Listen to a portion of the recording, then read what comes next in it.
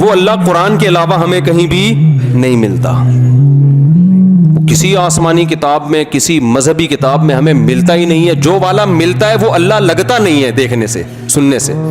آپ دوسرے مذہبوں کی کتابیں پڑھیں نا, جس کو وہ کہتے ہیں گاڈ کا کلام ہے, وہ جب آپ کلام پڑھو گے تو آپ کو لگے گا یہ گاڈ کا نہیں ہو سکتا. وہ کلام سے وہ اللہ لگتا ہی نہیں ہے, خدا لگتا ہی نہیں ہے جس کا وہ کلام ہے. ابے بھائی کوئی 18ویں 19ویں گریڈ کا آفیسر ہو, وہ کوئی اس کی کوئی اسپیچ آئے یوٹیوب پہ, کوئی آپ کو لنک بھیجے, یار اس کی تقریر سنو بڑی زبردست ہے, یہ 20ویں گریڈ کا آفیسر ہے, آپ تقریر سن کے بولو یار یہ تو گولے گنڈے کی باتیں کر رہا ہے, اور یہ گٹکے بنانے کے طریقے بتا رہا ہے, اور یہ چرس کیسے پینی ہے یہ بتا رہا ہے, تو آپ کیا کہو گے, یار یہ مجھے لگتا نہیں ہے باتوں سے کہ یہ 18ویں گریڈ کا آفیسر ہوگا, یہ لگتا ہی نہیں ہے. قرآن کے علاوہ جن کتابوں نے یہ دعویٰ کیا, سوائے تورات اور انجیل کے, جن لوگوں نے دعویٰ کیا کہ ہم خدائی قوانین تمہیں بتا رہے ہیں, ہم نے جب ان کی کتابیں پڑھی تو پڑھنے کے بعد یہ لگتا نہیں ہے کہ یہ خدا کا کلام ہو سکتا ہے, یہ لگتا ہی نہیں ہے.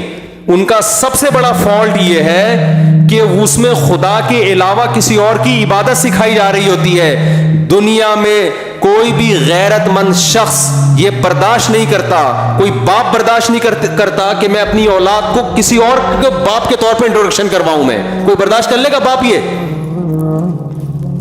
بتاؤ نا بھائی. کوئی شوہر برداشت کر لے گا کہ میں اپنی بیوی کو اپنے انٹروڈکشن کرواؤں, اپنے دوست کا ایسے کرواؤں کہ اس کو شوہر وہ لگنے لگے؟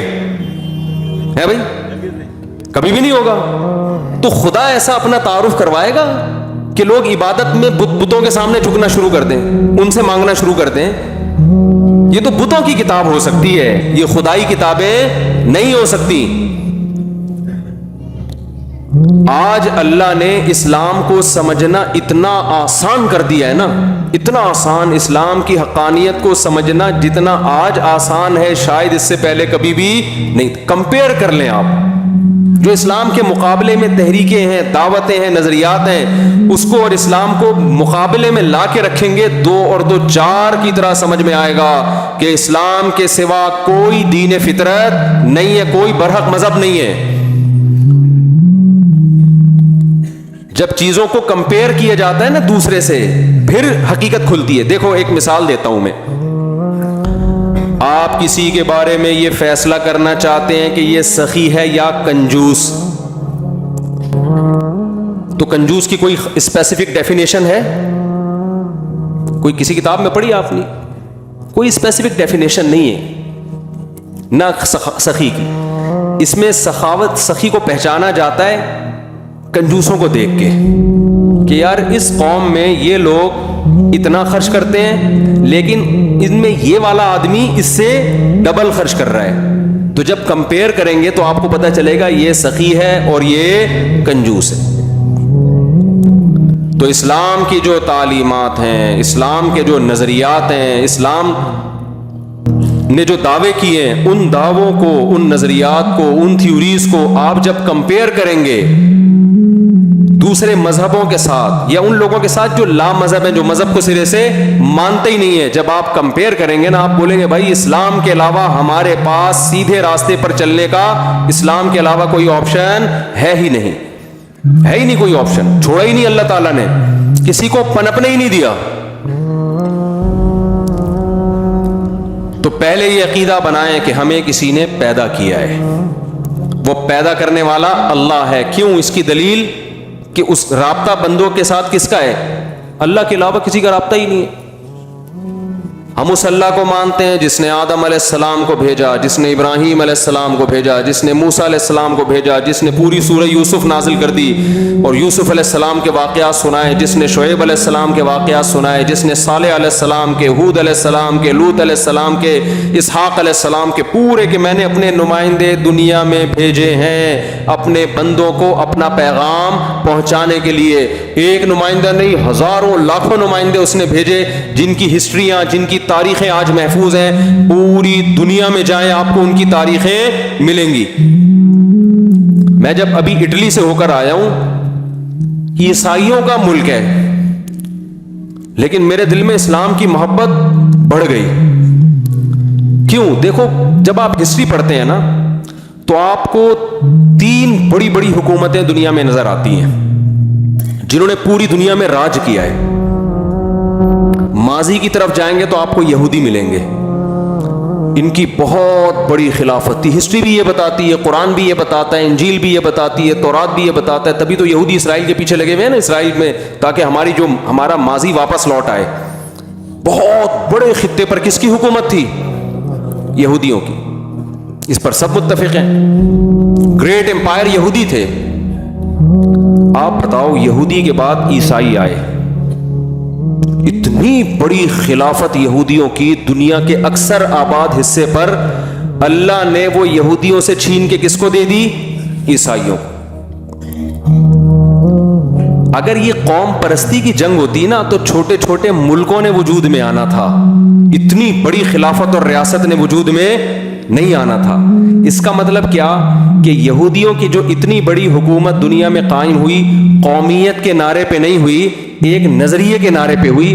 اس نظریے میں اتنی اٹریکشن تھی کہ لاکھوں لوگوں نے اس نظریے کے پیچھے قربانی دی اور قوم پرستی کو چھوڑا, اور اس کلمے اور اس نظریے کے پیچھے پوری دنیا میں اللہ نے ان کی حکومت کو قائم کیا. یہ آسانی سے ممکن نہیں ہے. یہ جب تک کوئی مضبوط تھیوری نظریہ پیچھے نہیں ہوتا, لوگوں کے لیے جان دینا ممکن نہیں ہوتا.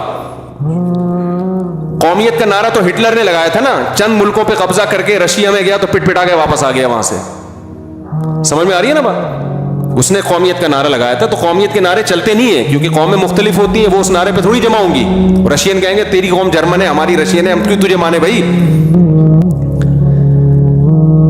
تو میں نے جا کے اٹلی میں دیکھا عیسائیوں کی جو ہے نا کتنے بڑے بڑے church. Once upon a time کیسا راج تھا ان کا دنیا پہ. جتنی بڑی ہماری مسجدیں ہیں اس سے بڑے بڑے چرچ ان کے. کتنا پیسہ خرچ کیا, کتنی بڑی بڑی حکومتیں, اور کتنی بڑے خطے پر ان کی ریاست. وجہ کیا کہ یہود حضرت موسیٰ علیہ السلام کو مانتے تھے, سچے پیغمبر کے ماننے والے تھے, دین پر چلتے رہے.